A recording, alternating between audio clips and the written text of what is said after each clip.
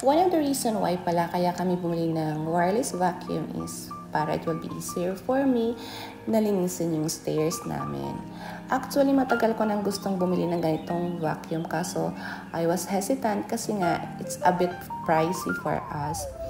10 days back, meron ako nabiling ganitong vacuum, different brand, pero hindi siya wireless. It worked well naman sa tiles.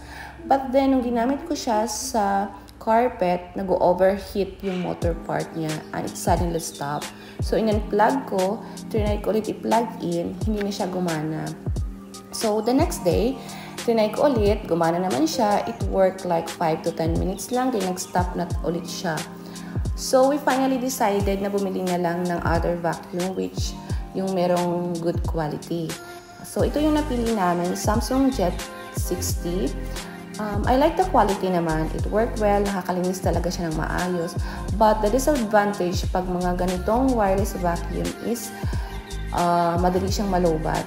Ang sabi nila sa akin, this will work for like maximum 30 to 40 minutes.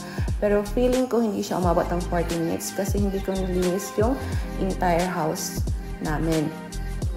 And we have also a robot vacuum. Yung robot vacuum naman, okay siya sa bedrooms kasi naka-close mo yung door, hindi siya nakakalabas at automatically talaga siyang nag-off pagtapos na siya maglinis.